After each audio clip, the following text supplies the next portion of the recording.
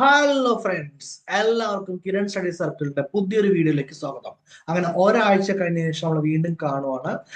നമ്മൾ കഴിഞ്ഞ ആഴ്ചയാണ് ഫുൾ സ്ട്രാറ്റജി ഇട്ടിട്ടുണ്ടായിരുന്നത്. അപ്പൊ നമ്മൾ പറഞ്ഞായിരുന്നു എല്ലാ ആഴ്ചയും നമുക്ക് ഇങ്ങനെ കാണാമെന്നുള്ളതിനെ കുറിച്ച്.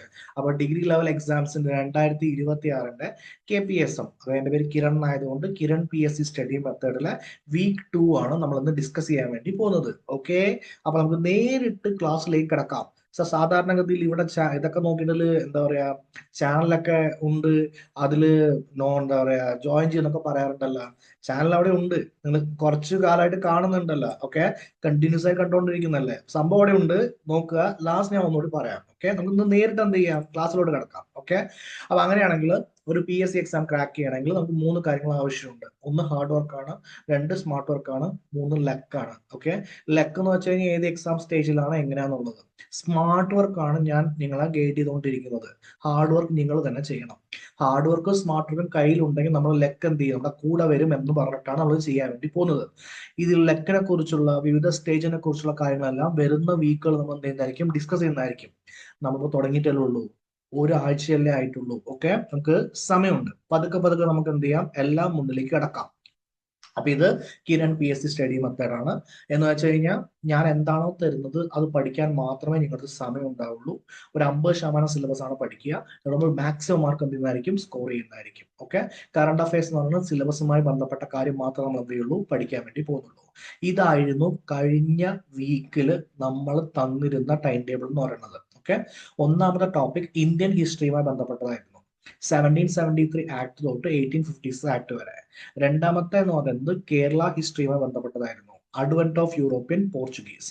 മൂന്നാമത്തെ എന്ന് പറയുന്നത് നാഷണൽ ഇൻകമാണ്. അത് എക്കണോമിക്സുമായി ബന്ധപ്പെട്ടതാണ്. നാലാമത്തെ എന്ന് പറയുന്നത് ഓപ്പറേഷൻ സിസ്റ്റം ആണ്. അഞ്ചാമത്തെ മാത്സ് ആണ്. ആറാമത്തെ ഇംഗ്ലീഷ് ആണ്. ഇങ്ങനെയാണ് നമ്മൾ എന്ത് ചെയ്യുന്നത്, ആക്ച്വലി ടോപ്പിക്സ് തന്നിട്ടുണ്ടായിരുന്നത്. ഓക്കെ, എങ്കിൽ ഇതിന്റെ ഇഫക്റ്റ് എന്താണ് എന്നാണ് നമ്മൾ നോക്കാൻ വേണ്ടി പോകുന്നത്. കൂടെ നമ്മൾ കറണ്ട് അഫയർ 2 ടോപ്പിക് തന്നിട്ടുണ്ടായിരുന്നു. ഒന്ന് ബഡ്ജറ്റ് 2024-26, നോബൽ പ്രൈസ് 21-26, ഇത്രയും തന്നിട്ടുണ്ടായിരുന്നു. ഓക്കെ, നമുക്കൊരു നോർമലി 15 മാർക്ക് എന്താ കറണ്ട് അഫയർ വരും എന്ന രീതിയിൽ നമ്മൾ പഠിക്കുന്നു എന്നാണ് പറഞ്ഞിട്ടുണ്ടായിരുന്നത്. ഇതെല്ലാം നമുക്ക് ഇന്നത്തെ ക്ലാസ്സിൽ എന്ത് ചെയ്യാം, ഡിസ്കസ് ചെയ്യാം. ആദ്യം എന്താണ് ഇപ്പൊ നിങ്ങൾ പഠിച്ചുകൊണ്ട് നിങ്ങൾക്കുള്ള ഗുണം, നിങ്ങളിപ്പോ എവിടെ എത്തി നിൽക്കുന്നത്. നിങ്ങൾ 1773-1856 ആക്ട് എന്ത് ചെയ്തിട്ടുണ്ട്, കംപ്ലീറ്റ് ചെയ്തിട്ടുണ്ട്. ഇത് കംപ്ലീറ്റ് ചെയ്തുകൊണ്ട് മാത്രം നിങ്ങൾക്ക് 1 മാർക്ക് കിട്ടാറായിട്ടില്ല. കാരണം എന്താ വെച്ച് കഴിഞ്ഞാൽ 1861 മുതൽ 1947 വരെ ആക്ട് ഉണ്ട്. നമുക്ക് ആകെ ഹിസ്റ്ററിയിൽ 7 ക്വസ്റ്റ്യനേ ഉള്ളൂ. അതില് ഇന്ത്യൻ ഹിസ്റ്ററിയിൽ 2 to 3 ക്വസ്റ്റ്യൻ ആണ്. അതിൽ ഒരു ഹോട്ട് ടോപ്പിക് ആണ് ഇത് എന്ന് പറയുന്നത്. ഈ ആക്ട്സ് എന്നൊരു ക്വസ്റ്റ്യൻ വരിക എന്ന് പറയുന്നത് എന്ന് വെച്ച് കഴിഞ്ഞാൽ 1861 മുതൽ 1971 വരെ ആക്ട് എന്താ പഠിക്കാൻ ബാക്കിയുണ്ട്. അപ്പൊ നമുക്ക് തൽക്കാലത്തേക്ക് 1 മാർക്ക് ആയിട്ടില്ല. സോ ആകെ വിഷമമായി. മക്കളെ, കുറെ കാര്യങ്ങൾ പഠിക്കാനുണ്ട്. അതുകൊണ്ട് ഞാൻ പറയുന്നത് പഠിക്കണം മാത്രം എന്ത് ചെയ്യുള്ളൂ, ടൈം കിട്ടുള്ളൂ. മൊത്തം സിലബസ് കവർ ചെയ്യുന്നില്ലല്ലോ, റിലാക്സ് ആയിരിക്കും, സമാധാനത്തിൽ കേൾക്കും, ഉടനെ ഡെസ്പ് ആവല്ലേ. ഓക്കെ, അങ്ങനെയെങ്കിൽ നിങ്ങൾക്ക് ഒരു ഹോട്ട് ടോപ്പിക് കവർ ചെയ്യാനുള്ള ടൈമാണ് എന്താ, ഇത് കഴിഞ്ഞാൽ കിട്ടുള്ളൂ. ഏത് കഴിഞ്ഞാൽ 1861 മുതൽ 1947 വരെയുള്ള ആക്ട് കഴിഞ്ഞാൽ കിട്ടുള്ളൂ. സർ, ഹോട്ട് ടോപ്പിക് എന്ന് വെച്ച് കഴിഞ്ഞാൽ നമ്മുടെ ഇതേ പ്ലേലിസ്റ്റിൽ ഓക്കെ നമ്മൾ ഒരു സംഭവം ഇട്ടിട്ടില്ലേ, എന്താ ഇന്ത്യൻ ഹിസ്റ്ററി എങ്ങനെ പഠിക്കുക എന്നുള്ളത്. അതിൽ നമ്മൾ എസ്റ്റാബ്ലിഷ്മെന്റ് ഓഫ് ബ്രിട്ടീഷ് കൊണ്ട് സംഭവം ഇല്ലേ, അവിടെ സ്റ്റേറ്റ്മെന്റ് എഴുതി വെച്ചിട്ടില്ല, ഡീറ്റെയിൽ ആയി പഠിക്കാൻ എഴുതി വെച്ചിട്ടില്ലേ. ഇതാണ് നമ്മൾ പഠിച്ചുകൊണ്ടിരിക്കുന്നത്. 1773 തൊട്ട് 1947 ആക്ട്. അതൊരു ഹോട്ട് ടോപ്പിക് ആയിട്ടുള്ളൂ. First war of India independence ഇല്ലേ, ഫോർമേഷൻ ഓഫ് INC ഇല്ലേ, ന്യൂസ് പേപ്പർ ഫ്രീഡം ഓർഗനൈസേഷൻ ഇല്ലേ, ഇൻഡിപെൻഡൻസ് മൂവ്മെന്റ് മഹാത്മാഗാന്ധി ഇല്ലേ, സ്റ്റേറ്റ് റീഓർഗനൈസേഷൻ ഇല്ലേ, ഫോറിൻ പോളിസി ഇല്ലേ, ഇതെല്ലാം പഠിക്കാൻ ബാക്കിയുണ്ടല്ലോ. ഈ ടോപ്പിക്സ് എല്ലാം പഠിക്കാൻ ബാക്കിയുണ്ടല്ലോ. അപ്പൊ ഇത് 1, 2, 3, 4, 5, 6, 7 ടോപ്പിക്കാണ് പഠിക്കാൻ പറഞ്ഞിരിക്കുന്നത് ഹോട്ട് ടോപ്പിക് ആയിട്ട്. ആ 7 ഒരു ടോപ്പിക്കേ കഴിഞ്ഞിട്ടുള്ളൂ. എങ്കിൽ 2, 3 മാർക്കിൽ ഷുവർ ഷോട്ട് വരണമെങ്കിൽ നമുക്ക് ഇതെല്ലാം ടോപ്പിക്സിന് കുറച്ചുകൂടി കഴിയണം. ഈ ടോപ്പിക്കുകൾ നമ്മൾ പഠിച്ചു കഴിഞ്ഞതിന് ശേഷം നമ്മൾ പറയാം എന്തായി, 2 to 3 മാർക്സ് നമ്മുടെ കയ്യിലുണ്ടെന്നുള്ളത്. ഇത്രയും കാര്യം ഒക്കെ ആണല്ലോ.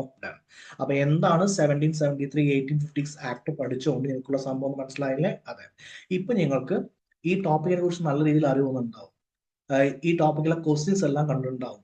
നമ്മളിവിടെ നമ്മുടെ വീഡിയോസിൽ നമ്മൾ എന്താ ആക്ട്സ് ഇങ്ങനെ വീഡിയോസ് ഇട്ടുകൊണ്ടേയിരിക്കുന്നുണ്ട്, അതൊന്ന് കാണണേ. അങ്ങനെയെങ്കിൽ ഇപ്പൊ നിങ്ങൾക്ക് മനസ്സിലായിട്ടുണ്ടാവും എന്തുകൊണ്ടാണ് ഞാൻ അത് സ്റ്റേറ്റ്മെന്റ് എന്ന് പറഞ്ഞിരിക്കുന്നത് എന്നുള്ളത്. കാരണം അതിൽ ഡീറ്റെയിൽ ആയിട്ട് ക്വസ്റ്റ്യൻ വരുന്നുണ്ട്. ഓൾമോസ്റ്റ് എവറി ലൈനിൽ നിന്ന് വരുന്നത് ക്വസ്റ്റ്യൻ വരുന്നുണ്ട്, പുതിയ ക്വസ്റ്റ്യൻസ് വരാനുള്ള സാധ്യതയും ഉണ്ട്. ഓക്കെ, എങ്കിൽ എന്താണ് സാർ കേരള ഹിസ്റ്ററിയുടെ സിറ്റുവേഷൻ? നമുക്ക് പോർച്ചുഗീസ് നമ്മൾ പഠിച്ചു കഴിഞ്ഞു, ഡച്ചും കൂടി പഠിച്ചു കഴിഞ്ഞാൽ നമുക്ക് 1 മാർക്ക് ഉറപ്പിക്കാം. എവിടെ? കേരള ഹിസ്റ്ററിയിൽ. കേരള ഹിസ്റ്ററി 2 to 3 മാർക്സ് ആണ് ഉണ്ടാവുക, അതിൽ 1 മാർക്ക് നമുക്ക് ഉറപ്പിക്കാം. എങ്കിൽ വീക്ക് 2 നമ്മൾ ഹിസ്റ്ററിയിൽ കോൺസെൻട്രേറ്റ് ചെയ്യാൻ പോകുന്നത് ഡച്ചുകാരായിരിക്കും. എന്തുകൊണ്ടെന്ന് വെച്ചാൽ നമുക്ക് 1 മാർക്ക് എന്ത് ചെയ്യണം? ഉറപ്പിക്കണം. ഇങ്ങനെ പലതുള്ളി പെരുവെള്ളം അല്ലേ, ഇങ്ങനെ ഉറപ്പിച്ചിട്ടാണ് നമുക്ക് എന്ത് ചെയ്യുക, ഫൈനൽ എത്തുമ്പോഴേക്ക് 80-90 മാർക്സ് ആവാൻ വേണ്ടി പറ്റുള്ളൂ. മനസ്സിലായോ? Okay, done. ഈ കാര്യം ഓക്കെ എന്ന് വിചാരിക്കുന്നു. നാഷണൽ ഇൻകം പഠിച്ചാലോടെ നിങ്ങൾ 1 മാർക്ക് കിട്ടി. സർ കിട്ടിയാ? കിട്ടി. ഒരു കൺഫേം മാർക്കാണ് നാഷണൽ ഇൻകം എന്ന് പറയുന്നത്. എന്താ? ഡിഗ്രി പ്രിലിംസിന്. സർ മെയിൻസിന് അവിടെ എഴുതിയിട്ടില്ല, ഇത് prelims, mainly prelims related topic ആണ് നാഷണൽ ഇൻകം. അതുകൊണ്ട് 1 മാർക്ക് കിട്ടിയിട്ടുണ്ട്. നിങ്ങൾ ടൈം ആൻഡ് ഡിസ്റ്റൻസും ആക്റ്റീവ് പാസീവ് വോയിസും പഠിക്കുന്നതോടെ പ്രിലിംസിനും മെയിൻസിനും 2 മാർക്ക് ഉറപ്പിച്ചു. ഗുഡ്. ഓക്കെ, ഇപ്പൊ സന്തോഷമായില്ലേ? അപ്പൊ ഓപ്പറേറ്റിംഗ് സിസ്റ്റം പഠിച്ചതോടെ നിങ്ങൾ പ്രിലിംസിനും മെയിൻസിനും 1 മാർക്ക് ഉറപ്പിച്ചു. ഇപ്പൊ മനസ്സിലായോ? ഒന്ന് നീളത്തിൽ പഠിക്കാനുള്ള ഭാഗം, ഒന്നെന്താണ് ആക്ച്വലി പഠിച്ചാൽ കിട്ടുന്ന ഭാഗം. അപ്പൊ എത്ര മാർക്ക് കിട്ടുന്നുണ്ട്? എന്താ? നീളത്തിൽ പഠിക്കാനുള്ള വലിയ വാസ്റ്റ് സിലബസിനെ എന്താ പഠിച്ചുകൊണ്ടിരിക്കുന്നുണ്ട്. ഇപ്പോഴാണ് കോൺഫിഡൻസ് വരിക. എന്താണ് വരിക എങ്കിൽ കോൺഫിഡൻസ് ഒന്നുകൂടി കൂട്ടാൻ വേണ്ടിയിട്ട്. എക്കണോമിക്സിന്റെ ആകെ മാർക്ക് 5ആണ്. പ്രിലിംസ് അനാലിസിസ് നമുക്ക് ചെയ്യാം. എക്കണോമിക്സിന്റെ ആകെ മാർക്ക് 5ആണ്, അതിൽ 1 മാർക്ക് കിട്ടി. ഇനി എത്ര മാർക്ക് ബാക്കിയുണ്ട്? 4. ഓക്കെ, മാത്സ് മൊത്തം 10 മാർക്കാണ്. മാത്സ് 10, റീസണിങ് 10, മൊത്തം 10 10 20. ഓക്കെ, എങ്കിൽ മാത്സ് 10 മാർക്കാണ്, അതിൽ 1 മാർക്ക് കിട്ടി. എത്ര മാർക്ക് ബാക്കിയുണ്ട്? 9. English grammar vocabulary, English grammar 10, vocabulary 10. English grammar 10ൽ 1 മാർക്ക് കിട്ടി, ബാക്കി എത്ര മാർക്ക് ഉണ്ട്? 9. കമ്പ്യൂട്ടർ സയൻസ് 5 മാർക്കാണ്, അതിൽ 1 മാർക്ക് കിട്ടി. എത്ര മാർക്ക്? 4. ഓക്കെ, അപ്പൊ ഓരോ ആഴ്ച കഴിയും തോറും ഇന്ത്യൻ ടോപ്പിക് കവർ ചെയ്യുന്ന കോൺഫിഡൻറ്റും ഇത്രയും മാർക്ക് വരുന്നുണ്ട് എന്നുള്ള കോൺഫിഡൻറ്റും കാണുമ്പോൾ എനിക്ക് ടെൻഷൻ എന്തായിരിക്കും? കുറവായിരിക്കും. റിവിഷൻ ചെയ്യാനുള്ള അനാലിസിസ് എന്ത് ചെയ്യും? കൂടും. ഇതിന്നുള്ള ക്വസ്റ്റ്യൻസ്, വരുന്ന ക്വസ്റ്റ്യൻ പേപ്പേഴ്സ് എല്ലാം കാണുമ്പോൾ എന്ത് വരും? കുറച്ചുകൂടി കോൺഫിഡൻസ് കൂടുന്നതായിരിക്കും. ഇത്രയും കാര്യം ഉണ്ടെന്നല്ലേ? ഓക്കെ, എങ്കില് ഇപ്പൊ നമ്മുടെ സിറ്റുവേഷൻ എന്താ? നമുക്ക് 7 മാർക്കുണ്ട് ഹിസ്റ്ററിയിൽ. എവിടെ? സോറി, 7അല്ലോ, 10 മാർക്കുണ്ട്. എന്ത്? ഹിസ്റ്ററിയിൽ. അവിടെ 10ആണ് വരേണ്ടത്. 10 മാർക്കുണ്ട് ഹിസ്റ്ററിയിൽ. അതിൽ നമുക്ക് 1 മാർക്ക് ഒന്ന് കൺഫേം ചെയ്യണ്ടേ?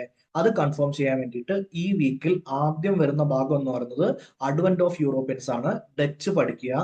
സ്റ്റേറ്റ്മെന്റ് ബേസിലാണ് പഠിക്കേണ്ടത്, എന്ന് വെച്ചാൽ ഡീറ്റെയിൽഡ് ആയി പഠിക്കണം. സോഴ്സ് എന്ന് പറയുന്നത് SCERTയും സിതറമേനോനുമാണ്. പ്രിലിംസിനും മെയിൻസിനും വളരെ ഇമ്പോർട്ടന്റ് ആയ ഭാഗമാണ്. ഓക്കെ, ഇനി ഒരു പ്രശ്നമുണ്ട്, കുറച്ചു പേർക്ക് മെസ്സേജ് ചെയ്തിട്ടുണ്ടായിരുന്നു. അതായത് ടോപ്പിക്സ് മൊത്തം നമുക്ക് എന്ത് ചെയ്യാൻ പറ്റില്ല, കംപ്ലീറ്റ് ചെയ്യാൻ പറ്റില്ല ഫസ്റ്റ് വീക്കില്. അത് കുറച്ച് ഹെവിയാണ്. ഓക്കെ, കറക്റ്റ് ആണ്, അത് കുറച്ച് ഹെവിയാണ്. കുറച്ച് എല്ലാ ടോപ്പിക്സ് കൂടി കമ്പൈൻ ചെയ്തിട്ട് നമ്മൾ തന്നിട്ടുണ്ടായിരുന്നത്. അതുകൊണ്ട് ഇപ്രാവശ്യം നമ്മൾ ചെറിയ ചെറിയ ടോപ്പിക്കാണ് തരുന്നത്. നമ്മൾ ഹിസ്റ്ററിയിൽ അഡ്വന്റ് ഓഫ് യൂറോപ്യൻ ഡച്ച് മാത്രമേ കുറച്ച് വലിയ ടോപ്പിക്കായി തരുന്നുള്ളൂ.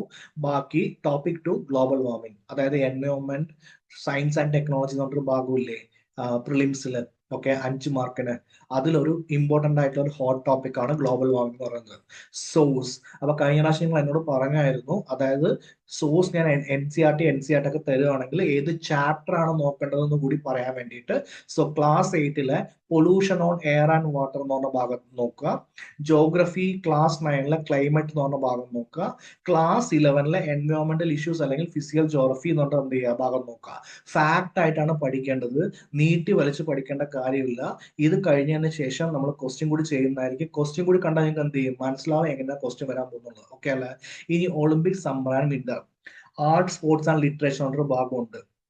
അതില് ഹിസ്റ്റോറിക് ആണ് പഠിക്കേണ്ടത് കേട്ടോ. അതായത് എന്താ, മുമ്പ് എന്ത് സംഭവിച്ചു, കേരളത്തിൽ PT ഉഷ പോയായിരുന്നോ, നീരജ് ചോപ്രയ്ക്ക് എത്ര മീറ്റർ എറിഞ്ഞപ്പോഴാണ് കിട്ടിയത് എന്ന് പറഞ്ഞ ഹിസ്റ്റോറിക് ആണ് പഠിക്കേണ്ടത്. കറണ്ട് അഫയർ ഞാൻ എഴുതാം. ഓക്കെ, അതിന് എങ്ങനെയാ പഠിക്കുക? AI ടൂൾസ് എന്തെങ്കിലും യൂസ് ചെയ്യുക. ഫോർ എക്സാമ്പിൾ AIയോട് ചോദിച്ചു കഴിഞ്ഞാൽ അവരെല്ലാം കൺസോൾട്ടേറ്റ് ആയിട്ട് തരുന്നതായിരിക്കും. കഷ്ടപ്പെട്ട് കൂടുതൽ നോക്കണ്ട. അല്ല, കുറെ പേരുടെ കയ്യിൽ സ്റ്റാൻഡേർഡ് ആയിട്ടുള്ള ഗൈഡ് ഉണ്ടാവും. ഗൈഡ് എന്ത് ചെയ്താൽ മതി? നോക്കിയാൽ മതി. ഇത് SCERT NCERT ഉണ്ടാവില്ലല്ലോ. ഇത് കറണ്ട് അഫയേഴ്സ്, എന്താ പറയാ, കുറെ ഡീറ്റെയിൽസ് അല്ലേ. ഓക്കെ, അത്രയും കാര്യം ഒക്കെ ആണല്ലോ. റീസണിംഗിൽ 2 കാര്യം പഠിക്കാൻ പറ്റുന്നുണ്ട്, ഒന്ന് ക്ലോക്കും ഒന്ന് കലണ്ടറും. ഇംഗ്ലീഷ് ഗ്രാമറിൽ ജെറൻഡിന്റെ യൂസ് ആണ് പഠിക്കാൻ പഠിക്കുന്നത്. മക്കളെ, ജെറൻഡ് എന്ന് വെച്ചാൽ വെറും ING ഫോമേ ഉള്ളൂ. തിങ്കിങ്, അത് പഠിക്കാനേ ഉള്ളൂ. അതൊന്ന് പ്രാക്ടീസ് ചെയ്യാൻ വേണ്ടിയിട്ട് ആകെ ഒരു ½ അല്ലെങ്കിൽ 1 അല്ലെങ്കിൽ 2 ഹാഫ് ഡേ വേണമെങ്കിൽ എടുത്തോ, അത്രേ പഠിക്കാനുള്ളൂ. ഓക്കെ അല്ലേ? ഇനി നമ്മൾ വൊക്കാബുലറിക്ക് സ്റ്റാർട്ട് ചെയ്യാൻ വേണ്ടി പോവാണ്. സിനോണിംസ്. വൊക്കാബുലറി പ്രത്യേകത എന്ന് വെച്ച് കഴിഞ്ഞാൽ ഇത് ലോങ് ടേമിൽ പ്രാക്ടീസ് ചെയ്യണം. ഒരാഴ്ച പഠിച്ചിട്ട് അടുത്ത ആഴ്ച വൊക്കാബുലറി ചെയ്യില്ല, അങ്ങനെയല്ല.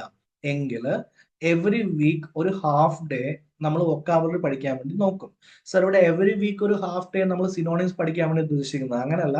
നമ്മളിപ്പോൾ സിനോണിം പഠിക്കും, അടുത്ത എന്താ ആന്റോണിയം വരും, അങ്ങനെ പഠിക്കാൻ വേണ്ടി യൂസ് ചെയ്യും. സോഴ്സ് എന്ന് പറയുന്നത് SCERT NCERTയുടെ 7 മുതൽ 12 വരെയുള്ള ഇംഗ്ലീഷ് ബുക്കാണ്. ഏത് വേണമെങ്കിൽ നോക്കിയോ. ഓക്കെ, എങ്കിൽ അതിൽ എന്താ ഉണ്ടാവുക, എന്താണ് പിന്നെ ഒരു കാര്യം കൂടി പറയാനുണ്ടല്ലോ. Okay, source 7 to 12 English book. PYQ കൂടെ നോക്കണേ. കറക്റ്റ്. അല്ല നിങ്ങൾക്ക് സാർ ഇമ്പോർട്ടൻറ്റ് വൊക്കാബുലറി PYQs വന്നിരിക്കുന്നത് അതൊരു വീക്ക്ലി സ്റ്റഡി ആയിട്ട് വേണമെങ്കിൽ കമന്റിൽ പറയാ, ഞാനത് ഗ്രൂപ്പിൽ എന്ത് ചെയ്യുന്നതായിരിക്കും, ഷെയർ ചെയ്യുന്നതായിരിക്കും. ഇത്രയും കാര്യം ഓക്കെ അല്ലേ? ഓക്കെ, എങ്കിൽ മലയാളത്തിൽ നമ്മൾ പഠിക്കാൻ പോകുന്ന ഭാഗമാണ് പ്രോവർബ്. SCERT 8 മുതൽ 12 വരെയുള്ള ബുക്സ് ഉണ്ട്. അതിൽ പ്രോവർബ്സ് എന്തൊക്കെയാണുള്ളത് അതാണ് നോക്കേണ്ടത്. PYQ മെയിൻ ആയിട്ട് നോക്കിയിട്ട് പോകും. അത് തന്നെ എന്ത് ചെയ്യും, സ്ട്രൈക്ക് ചെയ്യാനുള്ള സാധ്യതയുള്ള ഭാഗമാണ് പ്രോവർബ് എന്ന് പറയുന്നത്. പഴഞ്ചൊല്ലും അതിന്റെ അർത്ഥങ്ങളും എന്തെന്നുള്ള കാര്യം. ഓക്കെ, ഇത്രയാണ് പഠിക്കാൻ വേണ്ടി പറഞ്ഞിരിക്കുന്നത്. അപ്പൊ നമ്മുടെ GK പാട്ട് കഴിഞ്ഞു. ഇനി കറണ്ട് അഫയറിന്റെ സ്റ്റാറ്റസ് ഒന്ന് നോക്കാം. അതിനാദ്യം കറണ്ട് അഫയർ എന്തുകൊണ്ടാണ് ഞാൻ 15 മാർക്ക് പറഞ്ഞത്, എന്താണ് സിറ്റുവേഷൻ നോക്കാം. സാധാരണഗതി യൂണിഫോം പോസ്റ്റിന് 5 മുതൽ 10 വരെ മാർക്ക് ഉണ്ടാവുക. ഇപ്പൊ SI ഒക്കെ നമ്മൾ നോക്കുകയാണെങ്കിൽ 5 കറണ്ട് അഫയർ അവിടെ പറഞ്ഞിട്ടുണ്ടാവുള്ളൂ. കൂടുതലും തിയറി പാർട്ടായിരിക്കും ഉണ്ടാവുക. ഓക്കെ, കോമൺ പോസ്റ്റ് ആണെങ്കിൽ ഒരു 15 മാർക്കാണ് നമുക്ക് കറണ്ട് അഫയർ പറഞ്ഞിരിക്കുന്നത് മെയിൻസിന്. ഓക്കെ, പ്രിലിംസിൽ കറണ്ട് അഫയർ എത്ര മാർക്കാന്ന് കൂടി പറഞ്ഞിട്ടില്ല. അതിൽ എങ്ങനെയാ പറയാ, ആക്ച്വലി ഓരോ സിലബസ് എടുത്ത് നോക്കുക. സിലബസിന്റെ ഓരോന്നിന്റെ താഴെയും current affair related to this subject, current affair related to this subject അങ്ങനെ പറഞ്ഞിട്ടുണ്ടാവും. നമ്മൾ പ്രധാനമായിട്ട് പറയാൻ പോകുന്നത് ആർട്സ്, സ്പോർട്സ് ആൻഡ് ലിറ്ററേച്ചർ ഉറപ്പായി നമുക്ക് ഇന്നുണ്ടാവും കറണ്ട് അഫയേഴ്സ് ഉണ്ടാവും പ്രിലിംസിൽ കേട്ടോ. ഓക്കെ, അതേപോലെ എന്താണ് environment and science and technology പറഞ്ഞ ഭാഗത്തുനിന്ന് ഉണ്ടാവും കറണ്ട് അഫയേഴ്സ് ഉണ്ടാവും.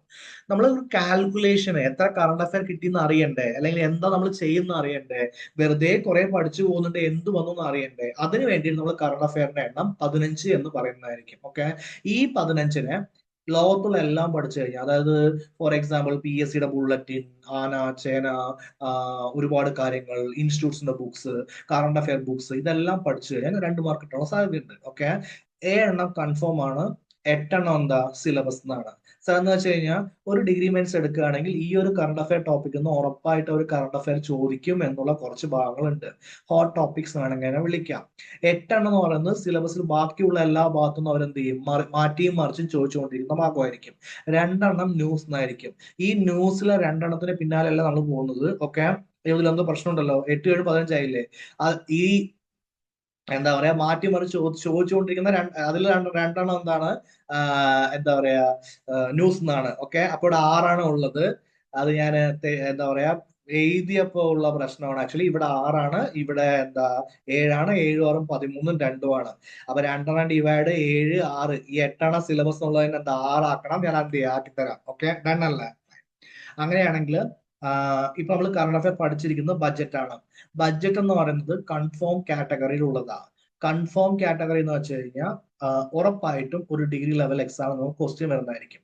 നമ്മൾ ബഡ്ജറ്റിന്റെ ഒരു വീഡിയോ ചെയ്തിട്ടുണ്ട്. ഓക്കെ, ആ വീഡിയോസ് ഒന്ന് കാണുക. അത് ഒന്നെങ്കിൽ കറണ്ട് അഫയർ പ്ലേലിസ്റ്റ് പറഞ്ഞിട്ട് പ്ലേലിസ്റ്റ് ഉണ്ടാവും, സിലബസുമായി ബന്ധപ്പെട്ട എല്ലാ കറണ്ട് അഫയറും അതിലും ഉണ്ടാവും. അല്ലെങ്കിൽ degree prelims and main solution പറഞ്ഞ പ്ലേലിസ്റ്റ് ഉണ്ടാവും. ഈ 2 പ്ലേലിസ്റ്റിൽ എവിടെയെങ്കിലും നിങ്ങൾക്ക് എന്ത് ചെയ്യാൻ പറ്റും, കാണാൻ പറ്റുന്നതായിരിക്കും. Okay, done. അങ്ങനെയാണെങ്കിൽ ബാക്കി നമുക്ക് എന്തുണ്ട്, 6 ഉണ്ട് കൺഫേം കാറ്റഗറി എന്നുണ്ട്. നോബൽ പ്രൈസ് എന്ന് പറയുന്നത് കാറ്റഗറി 2ലാണ്, അതായത് 8 മാർക്ക് 6 മാർക്ക് ആ സംഭവം ഉണ്ടല്ലോ, അതിലാണ് എന്തുള്ളത്, നോബൽ പ്രൈസ് ഉള്ളത്. എന്ന് വെച്ച് കഴിഞ്ഞാൽ കൺഫേം ആയിട്ടൊരു ബഡ്ജറ്റ് ഉണ്ട്.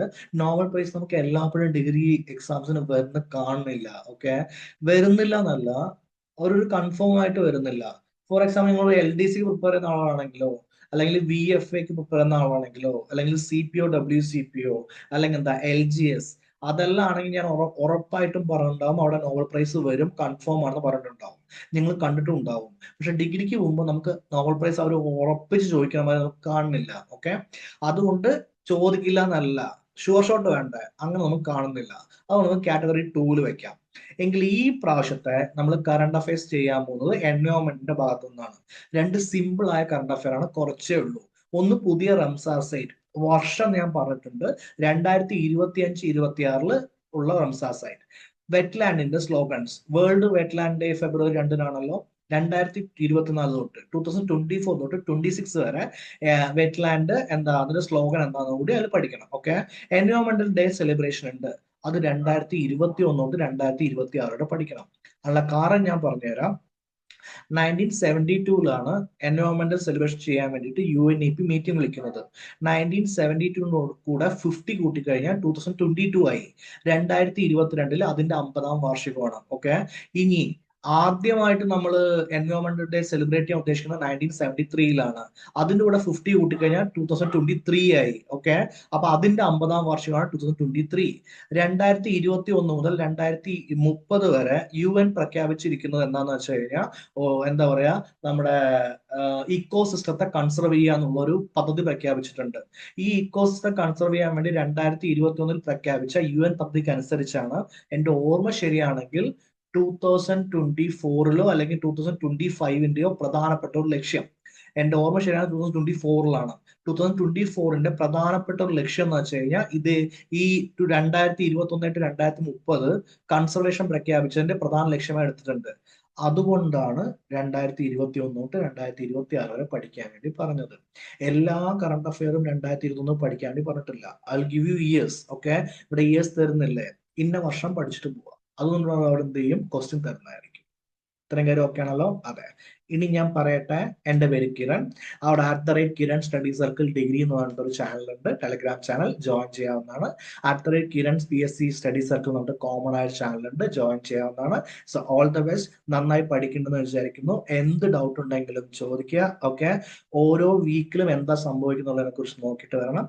അടുത്ത വീക്ക് ആവുമ്പോൾ ഹൗ ടു ഡു റിവിഷൻ എങ്ങനെ ചെയ്യാം എന്നതിനെ കുറിച്ച് കൂടി നമുക്ക് എന്ത് ചെയ്യാം, ഡിസ്കസ് ചെയ്യാം. നിങ്ങൾക്കുള്ള എല്ലാ ഡൗട്ടും താഴെ കമന്റ് ചെയ്യുക, അല്ലെങ്കിൽ ടെലിഗ്രാം ചാനലിൽ കമന്റ് ചെയ്യുക, അല്ലെങ്കിൽ ടെലിഗ്രാം ചാനലിൽ എനിക്ക് നേരിട്ട് എന്ത് ചെയ്യുക, മെസ്സേജ് അയക്കുക. എങ്ങനെ വേണമെങ്കിലും ചെയ്യാവുന്നതാണ്. So see you next week. കാണുന്നവരെ tata, bye bye and take care.